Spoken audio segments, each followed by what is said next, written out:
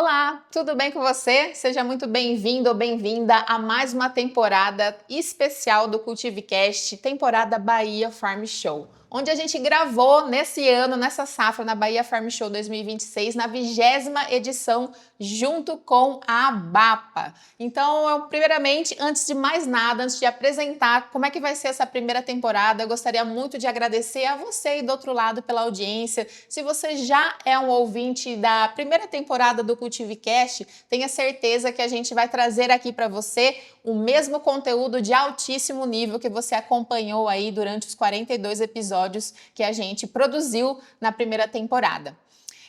Se você ainda não segue o canal, por favor, o que você está esperando? São apenas 5 segundos, não custa nada para você e você nos ajuda muito enquanto o Movimento Cultive Futuro. Aliás, você conhece o Movimento Cultive Futuro? O movimento nasceu aí da liderança da Cassui Inteligência Agronômica, uma consultoria que está atuando há mais de 30 anos no campo, com diversas culturas, saindo principalmente aqui da região do Matopiba, mas com uma influência de mais de 4 milhões de hectares que se espalhou aí nas principais regiões agrícolas do Brasil. Hoje, o principal forte da Caçuia é a cultura do algodão, da soja, do milho e das principais culturas que envolvem, né, esse sistema de produção, mas a gente quer mais. Enquanto movimento Cultive Futuro, a gente quer acelerar a adoção de novas tecnologias e também a difusão de conhecimento, né, desse conhecimento todo que está sendo gerado por todo o nosso setor e que envolve a parceria entre universidades, instituições de pesquisa, empresas e os profissionais, você profissional aí do outro lado e principalmente os produtores rurais. Então esse movimento começou em 2025, começou pequeno, né, fazendo aí a integração entre o network da Cassui Inteligência Agronômica e devagarzinho a gente está construindo essa ponte aí, fazendo conteúdo de qualidade aqui no canal e outras frentes para você. A gente tem a revista Cultive Insight, a plataforma Cultive Academy, temos a parceria com a rádio, né? E estamos toda semana nesse canal produzindo conteúdo de qualidade para você. Então, se você não é inscrito, corre, se inscreva agora, aperte o sininho aí para receber as notificações de novos conteúdos, para ficar por dentro aí de tudo que acontece no nosso movimento. E para que esse conteúdo de altíssimo nível, como eu já falei, chegue até você aí do outro lado, ele precisa de apoio, né? Se não fossem os nossos apoiadores, a gente não conseguiria deixar tudo isso disponível para você. Então, antes de iniciar a nossa temporada, eu gostaria de mandar um abraço muito especial a todos os nossos apoiadores aqui do movimento, que são eles: a Essere, a Biotrop, a Ouro Fino, Fibermax, Bioqualitá, Bayer, Biance, Granset, Adamar, Sumitomo, Syngenta, Solobio, PME Máquinas, Corteva, Agbytec e Galvani Fertilizantes. Muito obrigada, pessoal. Se não fossem por vocês, a gente não estaria aqui hoje. Mas calma, que o movimento está só começando. A gente tem muitas novidades vindo por aí. Eu não vou dar spoiler agora. Por enquanto, eu só vou anunciar para vocês aqui essa nova temporada do CultiveCast. Mas depois a temporada continua, tá? Então é isso. Essa temporada especial marca o fechamento de uma safra e o início da outra, da safra 26-27, que vem muita novidade por aí. Muito obrigada pela sua audiência, espero que você aproveite muito esse conteúdo e agora fique com o primeiro episódio com os nossos hosts Rogério Inouye e Luiz Henrique Caçuia. Vou fazer um comentário, né? Já que ele é indústria, né? Tem uns 10 anos que eu tô tentando subir cobre, mas o trem não baixa de preço, né? Sempre tá na altura, né? Não, esse é o elemento mais caro hoje dos micros, ele é o mais caro, realmente. Cobre, níquel e molibdênio, né? São os mais caros aí para você fazer a correção, né? O cobre ele supera os outros dois todos. Né? Hoje, por exemplo, para fornecer boro, cobre, manganês e zinco, desse complexo numa formulação que eu faço baseada em exportação da planta, o custo, 50% do custo desse micro é o cobre, tá? E assim, várias vezes perguntam, cara, vamos tirar o cobre porque perde competitividade, sei lá que tem. Mas como é que a gente vai tirar uma coisa que é um dos maiores limitantes da agricultura? Da nossa agricultura. Se eu não soubesse disso, eu tiraria.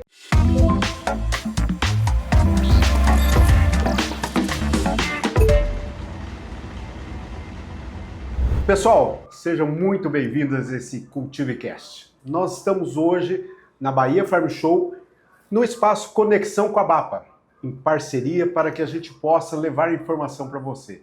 Você que é do agro, você que gosta de informação técnica, nós temos um convidado especial hoje aqui para falarmos muito na área de fertilidade.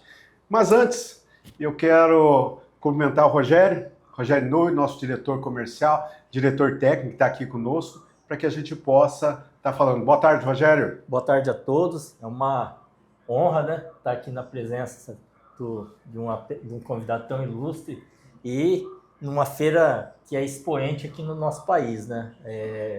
Quando se fala em agricultura, em agro, a gente está falando da Bahia Farm Show, né? E da ABAPA também como uma instituição bastante representativa no nosso meio, né? A ABAPA hoje tem uma representação enorme no cenário da cotonicultura brasileira e mundial. Bom, eu vou primeiramente agradecer a oportunidade de você ter aceito o nosso convite aí. Dr. Henrique Maluf, ele trabalha na Galvani Fertilizantes aqui na região de Luiz Eduardo Magalhães e todo o Mapitobá. Tá? E ele tem mestrado, doutorado nessa área de fertilidade. Nós vamos estar conversando, né, Rogério, sobre várias culturas, principalmente você que quer atingir altos níveis de produtividade na soja, no milho, no sorgo, nós vamos comentar também, que é uma cultura que tem expandido muito na nossa região. Com a entrada nova da Impasa e outras, onde que nós temos, aproveitando o milho, o etanol, tanto do milho quanto do sorgo, tem crescido muito essa cultura. Henrique, seja muito bem-vindo. Eu queria que você se apresentasse e falasse um pouco do seu histórico para nós aqui, do nosso programa aqui. Ok, agradecer o convite do Caçui, né, do Rogério, é uma grande satisfação estar aqui com vocês, né, e assim, minha entrada aqui na região, já faz uns 7 anos que eu estou aqui. Eu vim pela Galvan, tá? Galvan Fertilizantes para assumir assessoria agronômica. E hoje estou como gerente técnico e pesquisa, tá? Pela minha formação, sou engenheiro agrônomo, mas trabalhei muito tempo como técnico agrícola, tá? Sempre na gerência em fazenda. E depois segui para o ramo acadêmico, né? Fazendo mestrado, doutorado na área sempre na área de sozinho e nutrição de plantas, para tentar contribuir um pouco mais aí na área de pesquisa e também de difusão de conhecimento. É o que eu mais atuo hoje na Galvan, tá? Fazendo algumas pesquisas aqui, mas principalmente tentando levar isso aí para frente para chegar até o produtor. Basicamente seria essa aí um pouco da minha trajetória aí. Perfeito, Henrique. E uma coisa assim importante, pessoal, nós vamos começar pela cultura da soja. A gente tem visto que o cenário da soja mudou nos últimos anos, né? As variedades mais modernas, as variedades cada vez mais produtivas, porém, logicamente, a extração está sendo muito maior. E a gente sabe que você tem um trabalho muito forte nessa área. E eu vou começar por um elemento muito importante hoje, Henrique. Aumentou a demanda de nitrogênio na soja nos últimos anos ou nessas últimas variedades, Henrique? Uma vez que acaba aumentando a produtividade, uma das características que não pode faltar no melhoramento genético é ter diluição dos teores proteicos, por exemplo. Então, uma preocupação em manter elas. Algumas cultivares mantiveram isso aí, acaba aumentando a demanda de nitrogênio. Aumenta a produtividade, mantendo a concentração de proteína, vai aumentar a demanda de nitrogênio por consequência.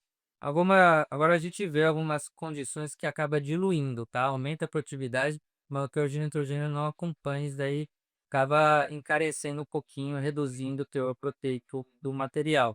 Então, assim, é uma coisa bem governada pela genética, tá? Às vezes você vê o mesmo tipo de manejo de solo, às vezes inoculação, e tem graus de nitrogênio completamente diferentes, tá? Controlado principalmente pela genética. Então, não pode falar que é 100% material genético vai estar levando mais nitrogênio. Tem alguns que sim, outros que não. Mesmo o potássio também, tá? O potássio é mais genérico para grandes cultivares mais modernas, levar mais potássio do que o nitrogênio. Aumentou muito a demanda de potássio para essas variedades? Isso. Sim, as características aí, principalmente das principais cultivares plantados aqui na região, a gente tem visto um aumento da demanda de potássio. Então o produtor que estava acostumado a trabalhar ali seus 150 pontos de KCl, um exemplo, hoje a gente vê que a demanda desse potássio aumentou para os patamares que nós estamos buscando de produtividade acima de 80, 90, 100 sacos por hectare? Exato, assim, além das características de solo que a gente tem que ficar de olho, um dos trabalhos que eu mais faço é tentar entender como é que essa dinâmica de exportar, de extração, né, de acúmulo desses nutrientes na planta e exportação, né? A gente vê que às vezes a extração mesmo, o acúmulo na planta não altera tanto, mas a taxa de chegada do potássio até o grão, ela começa a aumentar. Ou seja, a participação do potássio no enchimento de grãos vai ser maior e, consequentemente, a exportação desse elemento vai ser maior. Aí o produtor tem que deixar, às vezes, um pouco o solo de lado e tentar começar a entender qual que é essa dinâmica das plantas para repor desse potássio. Interessante também, né, Henrique, é a questão a gente só fica focando em exportação, né, mas hoje você vai pegar as extrações totais, né, que uma lavoura de soja aí de 6 toneladas, uma lavoura de soja aí de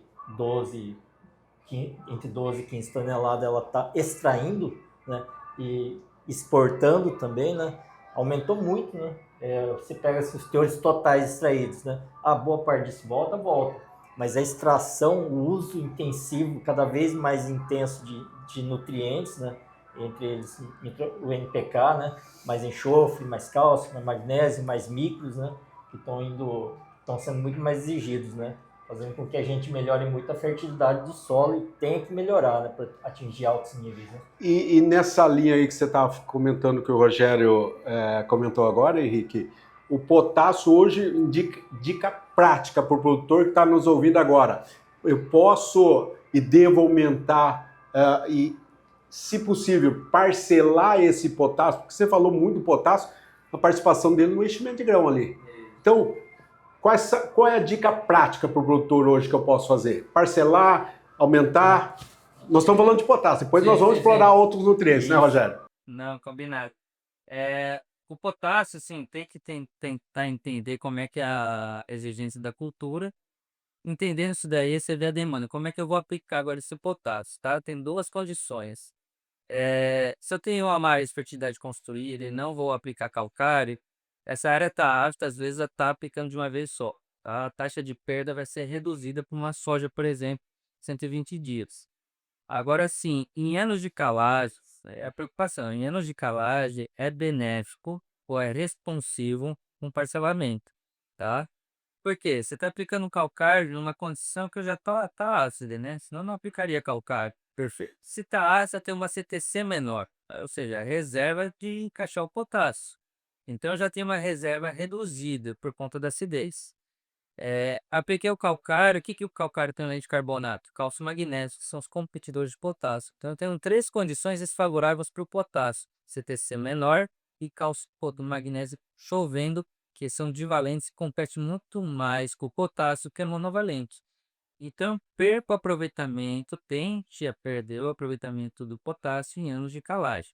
Aí o parcelamento é favorável nessas condições. Se eu não preciso de calagem, minha CTC está boa, minha saturação por base está alta, em torno de 70%, não tem tanta necessidade de fazer parcelamento de solos de textura médio, tá? Solos arenosos, né, abaixo de 15% de argila, principalmente se eu tiver uma condição de irrigação, aí é possível fazer esse parcelamento tá favorável. Em relação a esse parcelamento, né, que você falou, né, hoje, independente se o cara está fazendo, se o produtor está fazendo a calagem, né, tem muita gente que faz calagem superficial há anos, né? Então você tem quase um depósito de calcário de 0 a 5 centímetros, vamos dizer assim, né?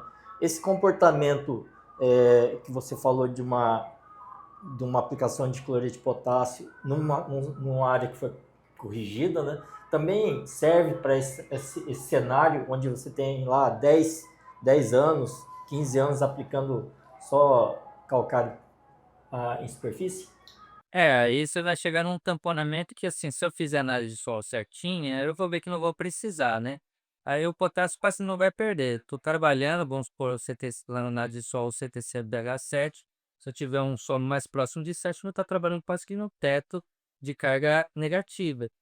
Então, assim, para potássio seria ok. O maior problema começa a ser para micronutrientes, ter outros cuidados. Mas para potássio tá ok. Agora tem a questão do otimismo, né? na questão de otimizar o uso do calcário, né? Então, assim, áreas que eu já estou aplicando calcário na superfície, ou até mesmo no fósforo, a gente tem a necessidade de fazer estratificação da camada superficial. Não dá mais para a gente fazer a avaliação da fertilidade no 0 a 20. Tem que fazer 0 a 10, 10 a 20 e entender o gradiente. Porque às vezes meu 0 a 20 está com uma saturação de 60, eu quero chegar a 70, mas minha superfície 0 a 10, se eu estratificar, tá pegar de 6,5. Esse calcário não vai reto, o perfil vai estocar.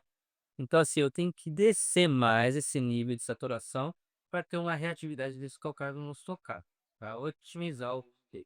E nessa linha de calcário, então, Henrique, a gente tem visto assim, a gente usa muito calcário dolomítico, que na nossa visão é o correto aqui para a região. Cálcio e magnésio. Você vê subir o nível absoluto de cálcio, mas o magnésio você vê que ele vai até um certo ponto e para, Henrique. Como é que nós explicaríamos isso na química do solo? Assim, um dos erros que eu tento acertar, principalmente com os produtores aí, é tentar comprar calcário ou corretivo de acidez, não pela classificação, mas pela análise da mineradora. Porque o dolomítico, o magnesiano calcítico, é uma classificação muito antiga. Vamos supor que os dolomíticos sejam os melhores. Ele dita que só calcário está acima de 12% de óxido de magnésio, né? O 12, mas que calcário de 22, 23. E assim, será que o de 13 é dolomítico? Funcionaria igual o de 22 no seu solo? Às vezes não. Às vezes você precisa de um de 22, não de 13. Então, assim, abre dentro da mineradora quais são os lotes disponíveis e daí você escolhe pela análise, né? Vendo isso daí, o mesmo problema é às vezes a gente tentar corrigir, tentando elevar mais o magnésio e o corre isso daí. Eleva o cálcio e o magnésio às vezes fica travado, tá? Isso aí às vezes é um pouco da mineralogia desse calcário, tá? São 3 minerais que dominam o calcário. É a calcita, que é o carbonato de cálcio, a magnesita, que é o carbonato de magnésio, e a dolomita, que é um carbonato de cálcio e magnésio. O magnésio presente na maioria dos calcários é oriundo da dolomita, tá? A dolomita é a mais estável delas. Então, assim, o que vai começar a reagir com o pH?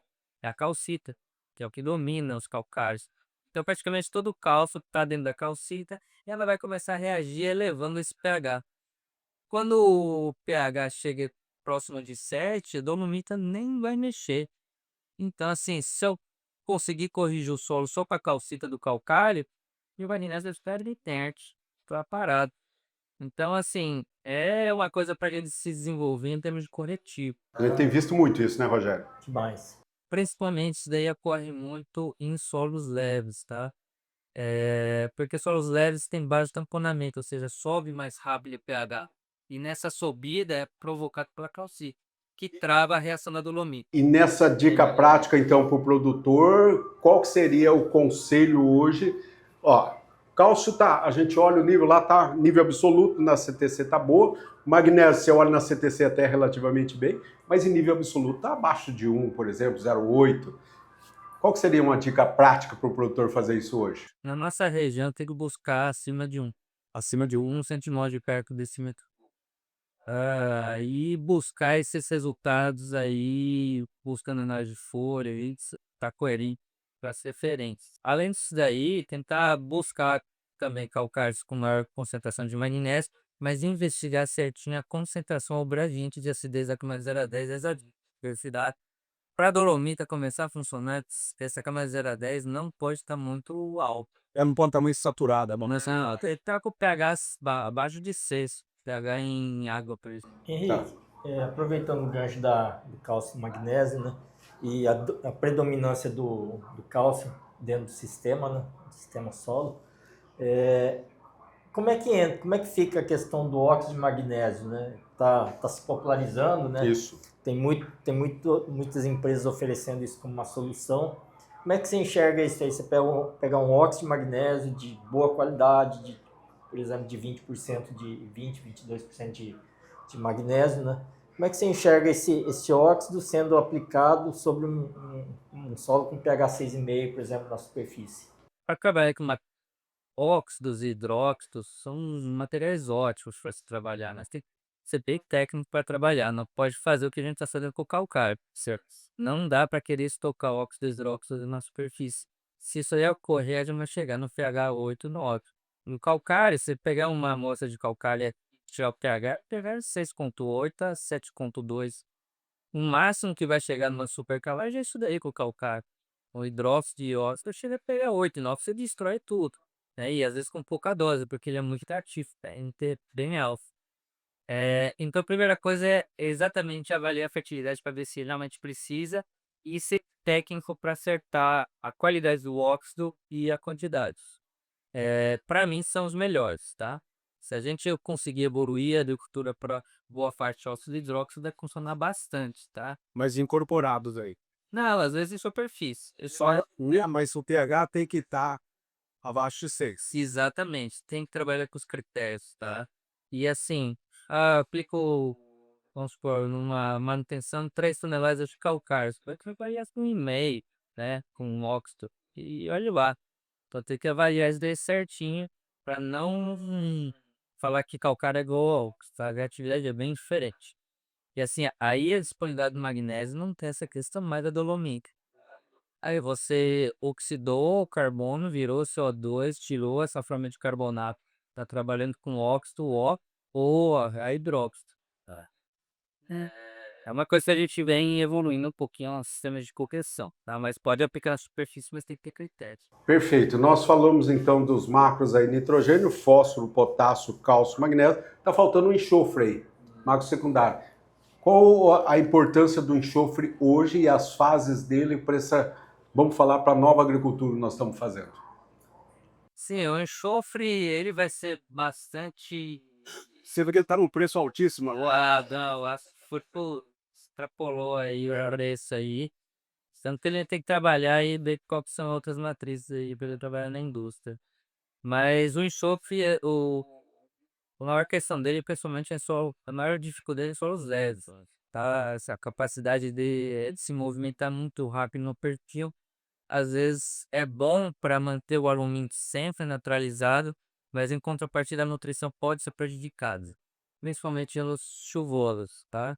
Então, anos chuvosos, principalmente em área de fertilidade construída com muito fósforo ou fósforo adequado, o enxofre ganha muita velocidade. Tá? Então, assim, uma das evoluções dentro do manejo de enxofre dessas áreas é tentar mesclar um pouco com o enxofre elementar.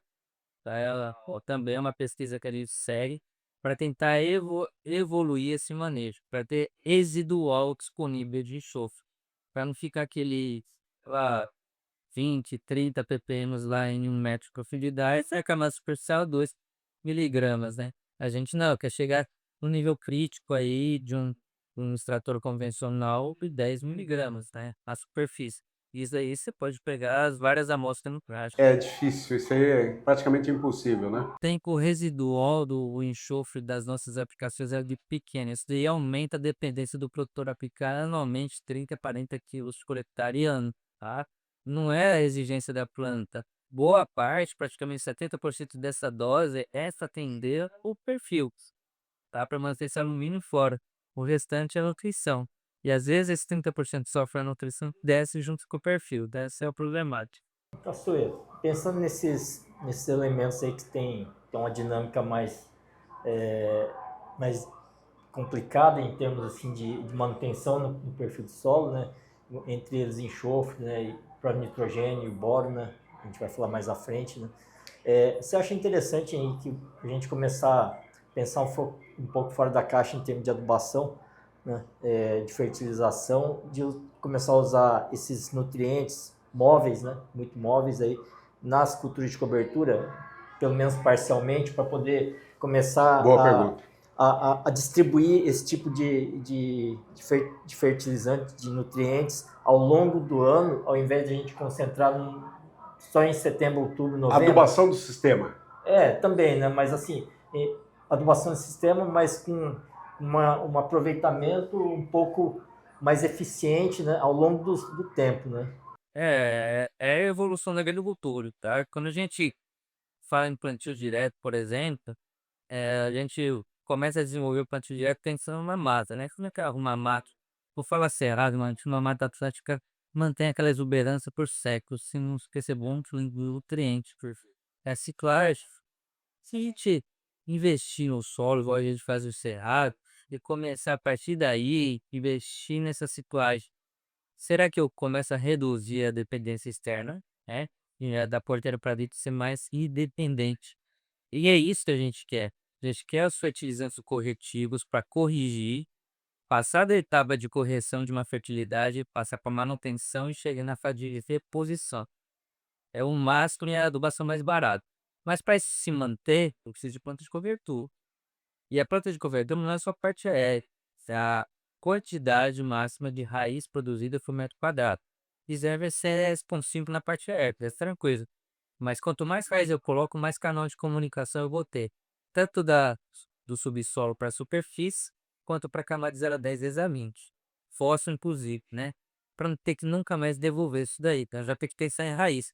E depois a parte aérea, massa, para aquilo lá que circula lá de baixo voltar à superfície. Então no potássio, que às vezes eu estou aplicando 150, 200 litros de KCl, aquilo lá fica durante 3 anos, só citando, passando.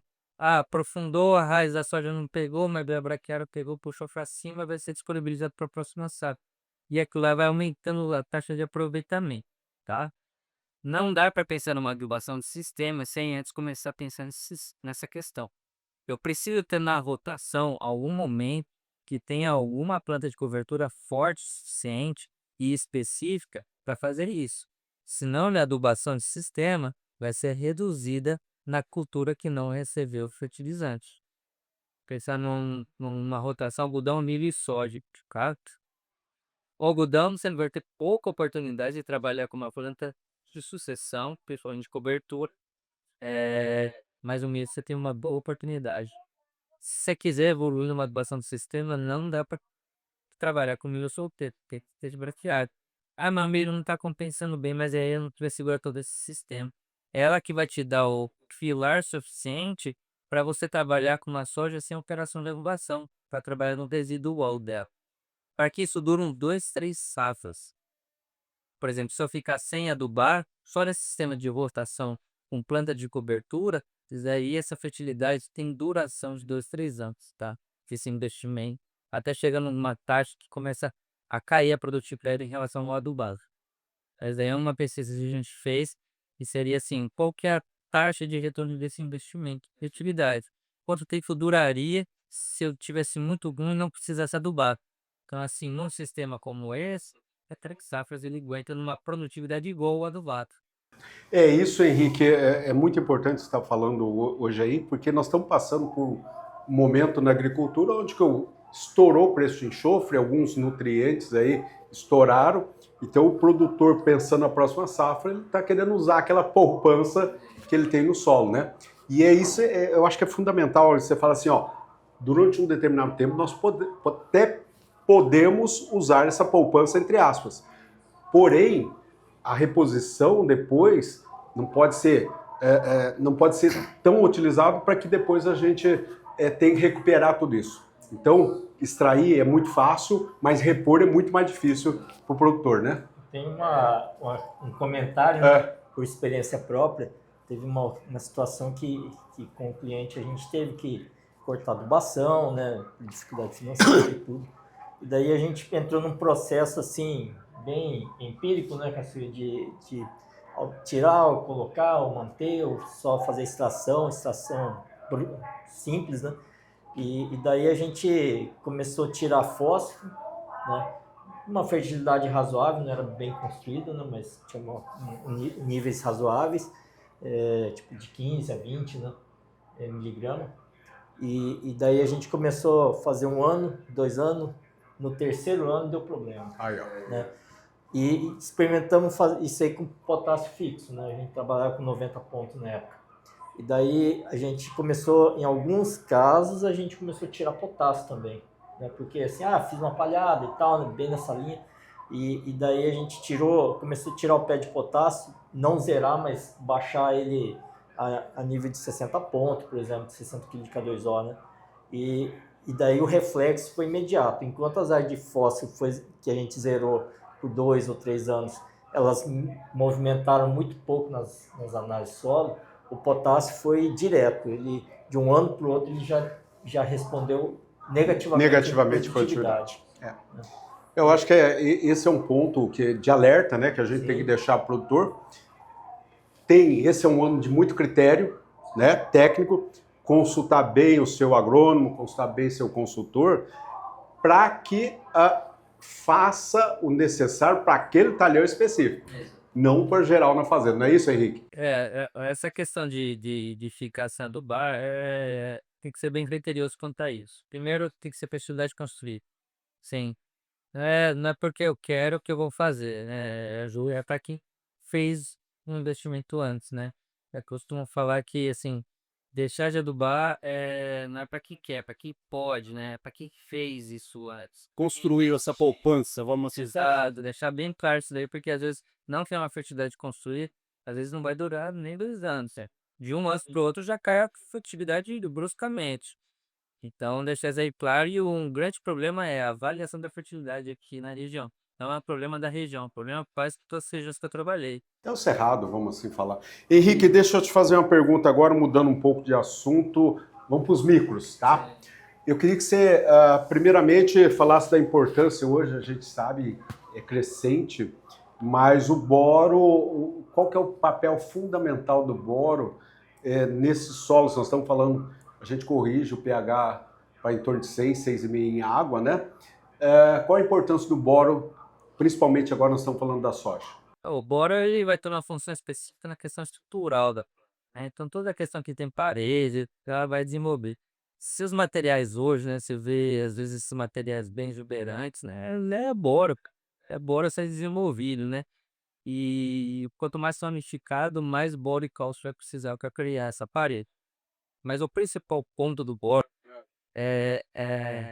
ele é uma das características, um dos elementos que eu tenho que preocupar no perfil inteiro que eu quero crescer raiz. Porque se é um elemento imóvel no folhema, ou seja, ele não sai de uma folha e vai para a coifa, vai para a raiz. Ele não sai de uma folha e vai para a folha nova. Ele tem baixa mobilidade disso daí, ou seja, se a raiz quer crescer a 2 metros de profundidade, lá tem que ter cálcio e boro, né? Então, para uma alta produtividade, pensando em áreas que têm estabilidade climática, então essa instabilidade climática, quem vai nessa segurança é o solo, é o subsolo. Precisa ter boro no perfil inteiro, tá? Outra grande característica dele. Boro no perfil, você fala até quantos centímetros nós teríamos no mínimo ter? Eu tenho potencial para enraizamento. Olha só que importante essa informação, hein? Hein, Roberto? Boro em profundidade. Né? A soja aí tem o potencial de chegar a raiz até 1 metro, 1,20 m, vai ter que ter boro 1,20 m. E assim, ainda bem que ele é móvel no solo, que eu consigo construir isso daí. O ácido boro, qualquer fonte que eu coloco, tem que transformar isso do boro, porque é a forma que a planta absorve. Só que essa molécula, ela também tem carga zero. Também tem uma mobilidade alta no solo, né? Então, a ideia é a gente manter uma camada de 0,20 próximo a 0,6 milímetros por água quente, mas que isso aí se acumule até 1,2, até onde a raiz. E das fontes de boro hoje, Henrique, qual que eu poderia citar? Porque nós vamos falar, nós temos lexita calcinada, sulforada, nós temos boro pentahidratado, tetraborato, octaborato, e o pessoal usa bórico também. Eu queria que você falasse em termos de eficiência para o produtor, que seria mais interessante, ou todas as fontes você puder falar? Cada fonte tem sua característica, tá? Mas assim, a agricultura tropical, o Paraguai já passou pelo modismo, por exemplo, da agricultura temperada dos Estados Unidos, da Europa. Aqui as coisas têm que ser mais devagar, as taxas de liberação, porque aqui é tudo muito rápido. Lá eles têm um momento que dá uma inertizada, que é o inverno, que lá para praticamente essas reações. No Brasil é quase que direto essas reações ocorrendo. E assim, as taxas de perda são muito altas. Então assim, eu preciso que o boro se distribua no perfil, mas vai ter que ser de uma forma mais lenta para que dê tempo da planta pegar. Perfeito. Então não adianta aplicar direto o ácido bórico, que é a forma que a planta absorve, porque o ácido bórico também é muito móvel no solo. Então assim, fontes de uma liberação muito rápida, das duas, uma, tem uma taxa de perda e um risco de intoxicação muito alto. Intoxicação, exatamente. Eficiência estreita. Isso. Então, assim, a gente evoluiu na agricultura tropical com uma lexita, tá? A gente vem tentando fazer mesclagem com uma colemanita que tem uma liberação ainda mais tardia, para tentar construir um pouco mais de boro a camada superficial sem esquecer o subsolo, tá? Essa passagem não tem que ser tão rápida, pode ser mais lenta. Então, hoje praticamente a gente conseguiu fazer muita nutrição com boro com base em Olexita. Mas tem outras fontes aí que tem vindo que são boas também. Também vai evoluir. E nessa linha, então, hoje, só pedir para o produtor tomar muito cuidado, né, Rogério? Sim. É muito importante você falou, entre o fornecimento de nutrientes e a toxidez é muito estreita essa relação. Então o produtor tem que tomar muito cuidado, senão, às vezes o produtor acha que está barato e vai lá e joga a quantidade maior ou sobrepõe a faixa, né, Rogério? E aí ele acaba tendo problema. Pastor, existe uma questão, principalmente na aplicação do boro, né, em suas variadas fontes aí, e com a interação com o clima, né? Quando você pega um ano muito seco, que a gente está para encarar um El Niño aí, né? A gente não sabe a intensidade, mas quando você pega um ano seco, você aplica boro em superfície, né? E começa só a dar garoa, aquilo ali fica concentrado e gera toxidez, por mais que você trabalhe com as doses no limite da toxidez, né? 1 kg para soja, de 1 a 2 kg para soja, 2 kg para milho, de 3 a 5 kg para algodão, né? Então a gente tem essas questões também, né? Então, em ano seco, a gente tem que cuidar desse tipo de nutrição, né? Que tem esses problemas, né? Excelente, excelente, Rogério. E o cobre? A gente tem visto, Henrique, as análises de solo a gente pega lá, tá... A grande maioria, né? Tem suas exceções, mas o cobre é um elemento que você vê que é baixíssimo no solo. E qual que é a importância desse cobre hoje nós trabalharmos nessa agricultura mais moderna, o cobre, Henrique? Assim, o cobre, nos levantamentos que eu tenho visto, tanto em folha quanto no solo, é o elemento mais limitante que a gente tem na Bahia, tá? A gente pegar um cerrado nosso e analisar, vai colocar 0,1 miligrama, porque o material, o equipamento não detecta o zero, né? Tá abaixo do limite de quantificação, ele vai colocar o limite de quantificação do aparelho, que é 0,1. Mas é zerado o cobre, né? Então tem um longo caminho de 0 até o que a literatura comenta aí de nível crítico, que é 1,2 no extrator Melch. Então tem um caminho muito longo para criar isso daí, e é um dos principais, que eu falo assim, para alavancar uma produtividade de 65 sacos e chegar para 80 de uma forma estável, tá? Eu falo que muito é o cobre. Enquanto a gente não acertar muito o cobre, fica flutuando muito. Vou fazer um comentário, né? Já que ele é indústria, né? Tem uns 10 anos que eu estou tentando subir cobre, mas o trem não baixa de preço, né? Sempre tá na altura, né? Não, esse é um elemento mais caro hoje dos micros, ele é o mais caro, realmente. Cobre, níquel e molibdênio, né? São os mais caros aí para você fazer a correção, né? O cobre ele supera os outros dois todos, viu? Hoje, por exemplo, para fornecer boro, cobre, manganês e zinco, desse complexo numa formulação que eu faço baseada em exportação da planta, o custo, 50% do custo desse micro é o cobre, tá? E assim, várias vezes perguntam, cara, vamos tirar o cobre porque perde competitividade, sei lá que tem.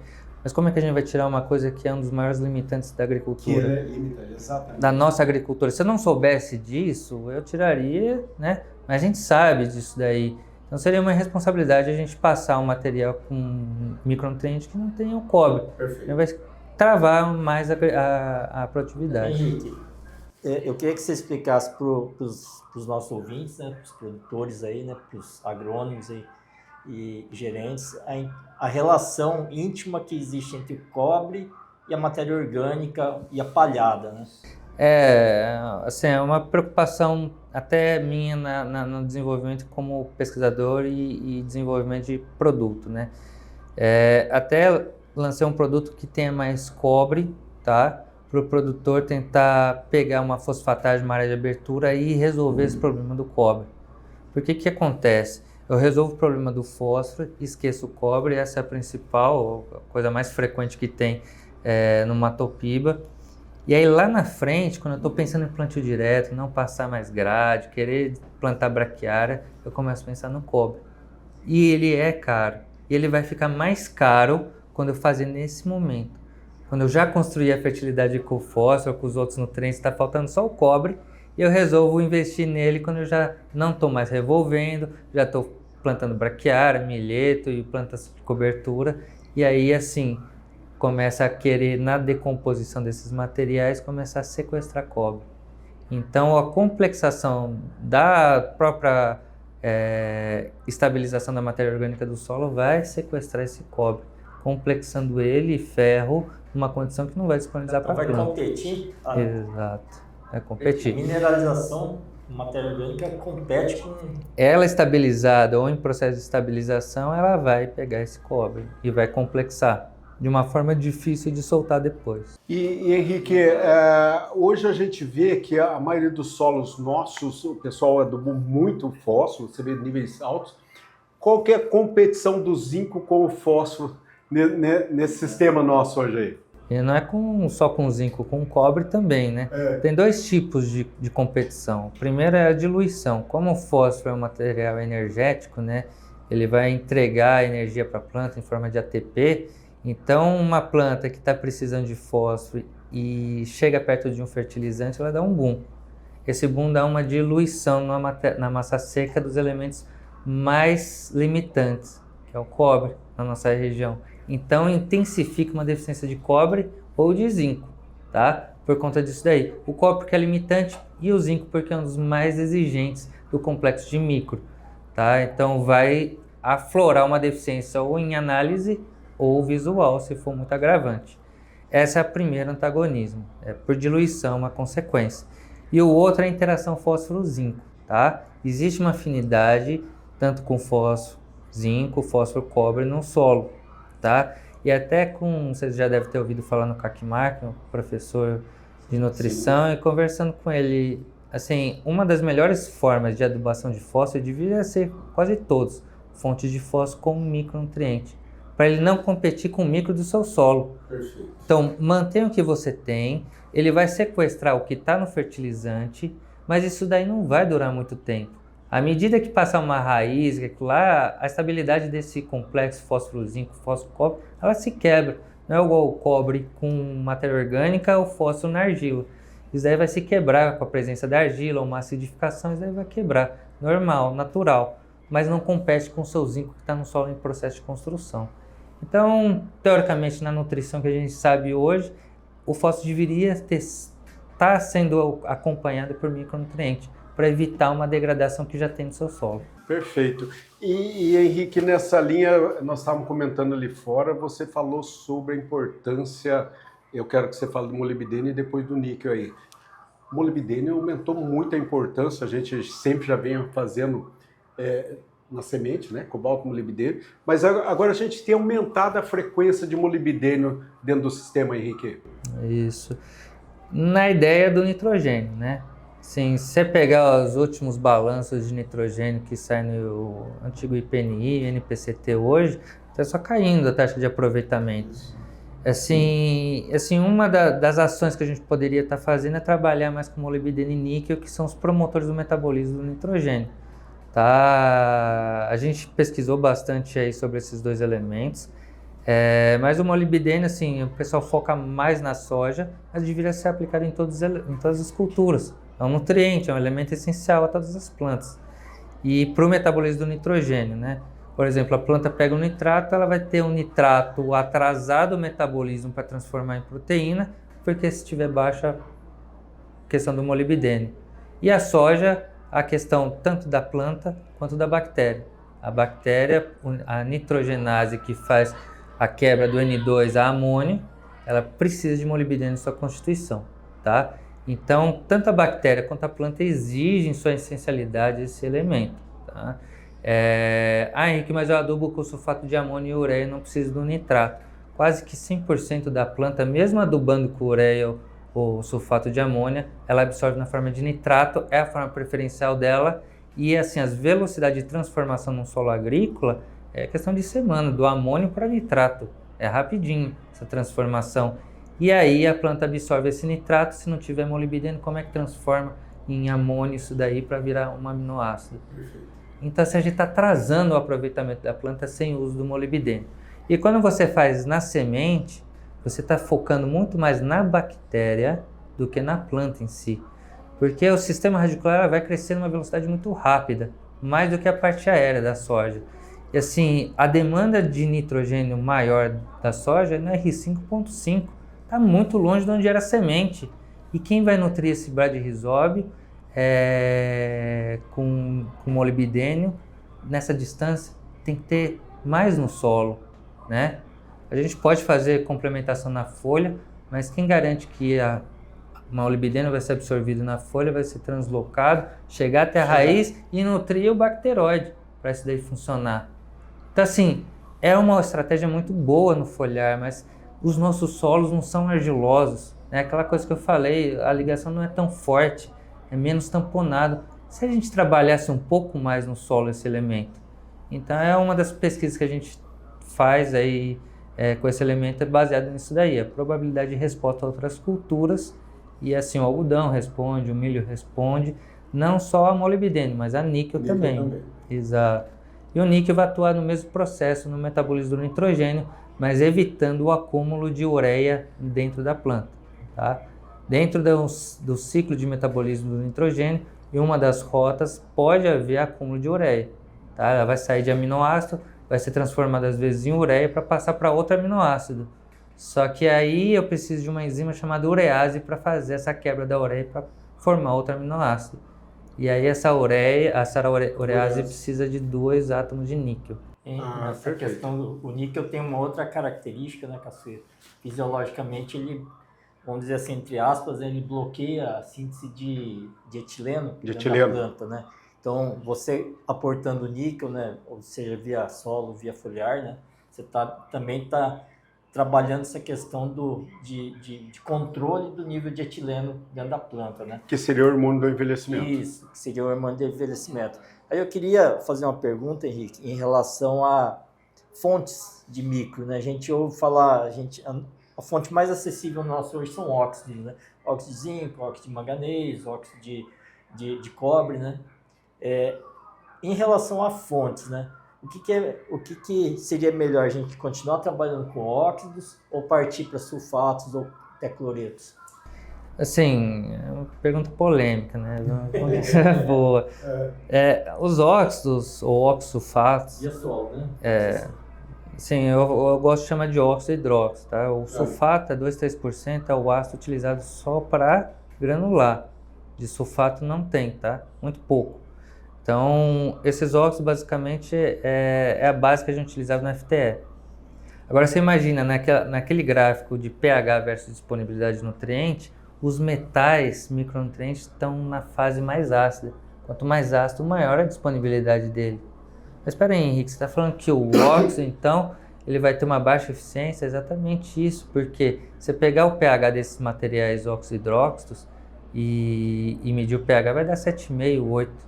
Qual que é o nível de disponibilidade se você manejar isso aí direto no solo? Isso é muito longa, tá? Muito longa. Vou precisar de acidez para isso daí começar a ser trabalhado no solo. Então, assim, a gente já teve a fase do FTE, tá? E às vezes a gente melhorou nesse processo. O material sulfato 100% solúvel, ele é neutro, tá? pH 6 mais ou menos. Mas quando ele coloca num solo que já é corrigido com o pH, ele vai voltar de novo àquela condição de indisponibilidade, né? Então, assim, o que a gente tem visto em termos de manejo, tá? Manejo de solo, para solo, veículos ácidos, tá? Por isso que eu uso a sinergia do ácido sulfúrico da acidulação, o grânulo de fosfato em pH 2 e coloco esses metais lá dentro. Os óxidos, eu solubilizo esses óxidos com ácido sulfúrico, jogando ele a pH 2. Solubilizo e quando aplicado num solo com pH 6, 6,5, o entorno desse grânulo, que é o que a gente chama de granosfera, pH 3, eu tenho um pool de disponibilidade em micro. Aí eu consigo acelerar a entrega para a planta, tá? Aí, se eu estiver trabalhando com óxido, a gente vai ter que tentar trabalhar com estratégias de foliar também. Perfeito. Quanta tecnologia num grãozinho de adubo, né? Rogério, eu queria que nós trabalhamos muito, tem aumentado muito a demanda por sorgo. Eu queria que você explorasse um pouco aí o assunto sorgo com o Henrique, para a gente conversar aqui.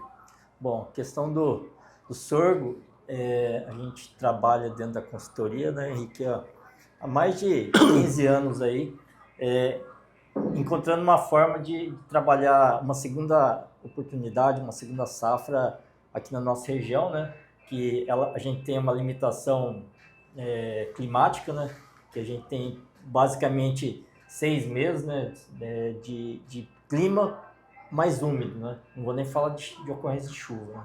Então, o sorgo ele se encaixa muito bem dentro do nosso perfil, por quê? Porque aqui tradicionalmente é uma região de safra única, né? Então, a gente só faz a safra de verão e ponto final. Mas, com o avanço genético, né, a evolução das cultivares, a precocidade que tem sido imputada às diversas culturas, né? Soja, milho e até algodão, inclusive, né? E as outras culturas também. Então a gente está oportunizado aí a introdução do sorgo, né? A gente não chegou na fase do milho, né? Que é uma cultura que demanda mais água. Mas o sorgo, pela origem dele, é uma cultura que demanda menos água, então a gente tem uma janela, né? Na primeira semana, na última semana de fevereiro, primeira semana de março, até no máximo primeira quinzena, de a gente cultivar um sorgo de potencial muito bom, né?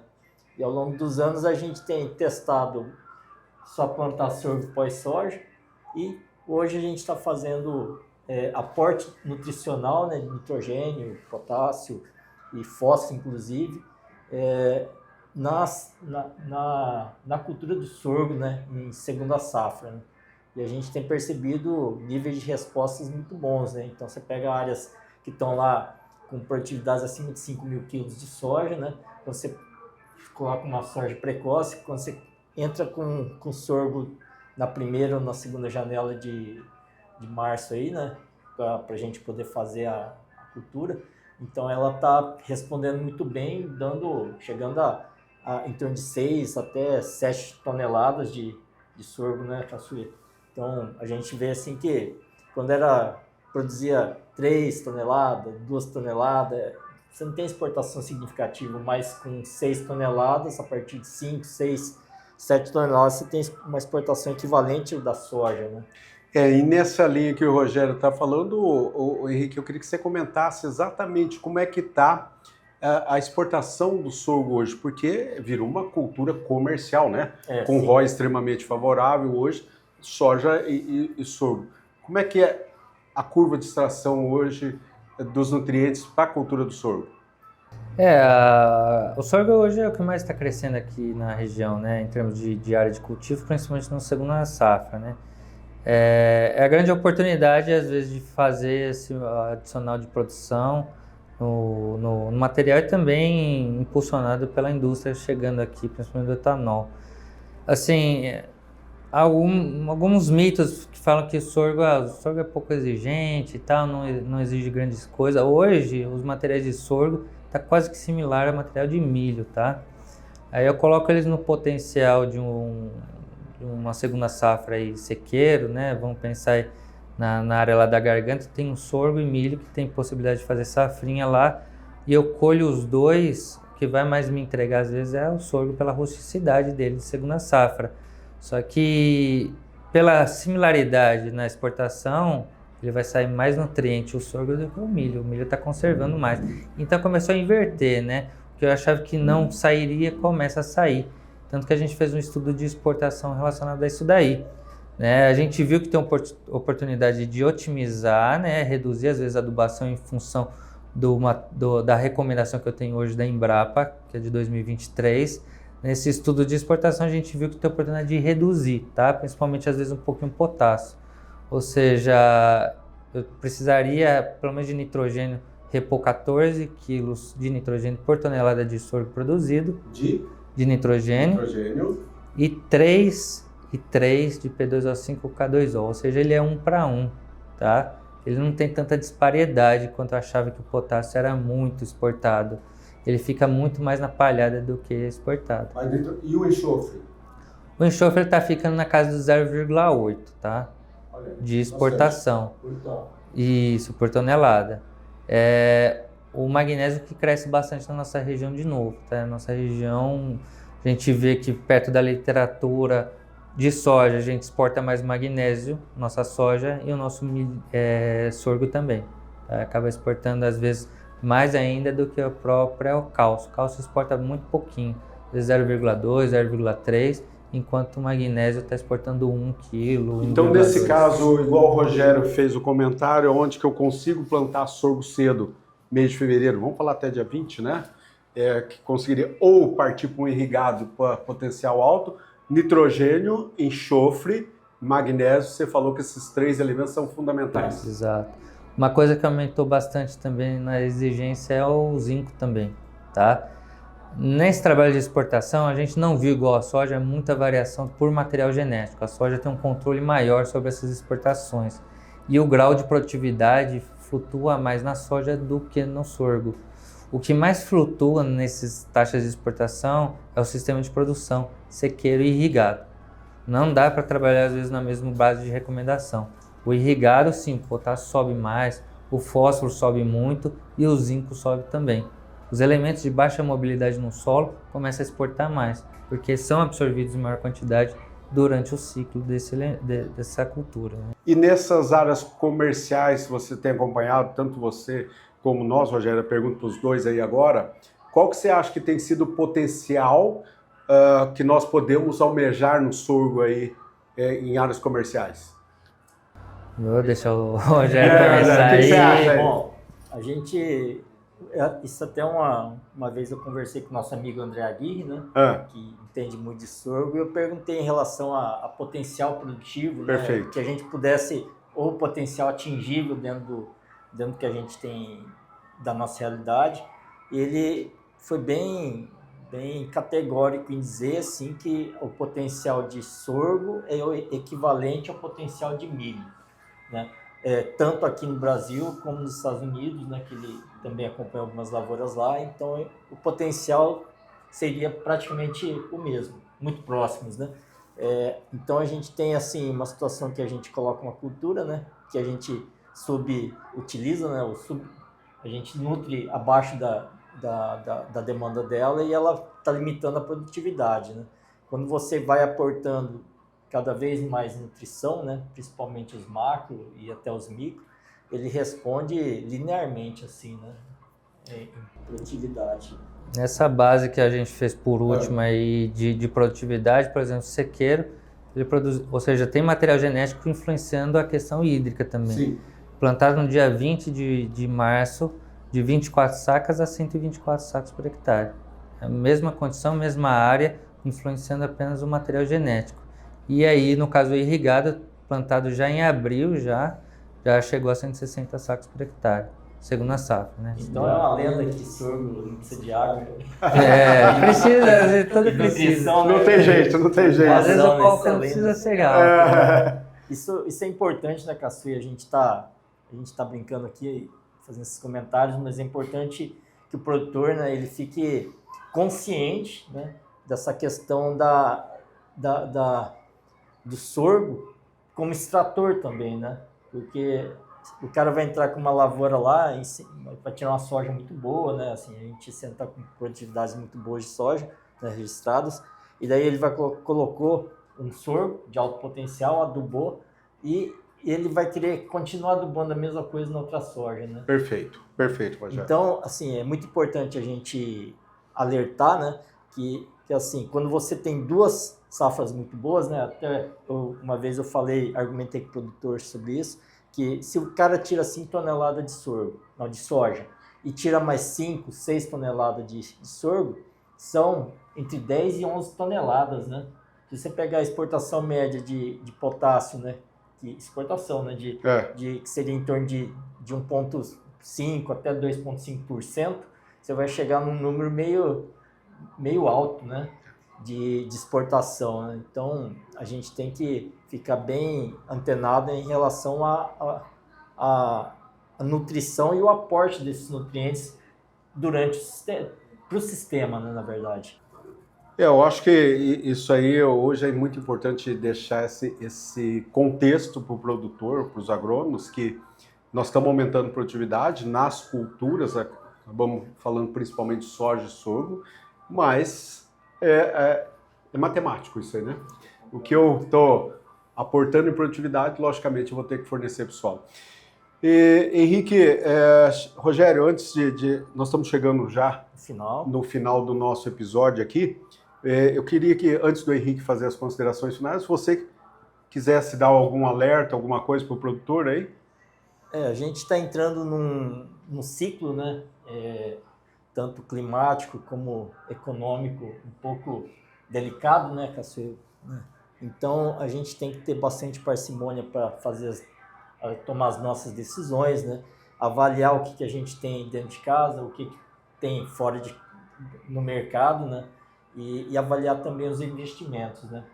Então, a gente está falando muito de nutrição, e nutrição é basicamente, já foi menos de 1/3 da conta, hoje passa de 40%, né? Com essas altas elevações, petróleo, né? Que também tem a ver com a parte da cadeia de fertilizante, né? Então, a gente tem que tomar alguns cuidados ao fazer as nossas decisões aí para a próxima safra e para as outras também, né? Adubação, eu costumo dizer assim para os nossos clientes que não é só técnico, né? A gente não tem que só ter uma abordagem técnica da adubação, a gente tem que ter uma abordagem estratégica, né? Para manutenção do nosso negócio, né? Do negócio dele, da família dele, né?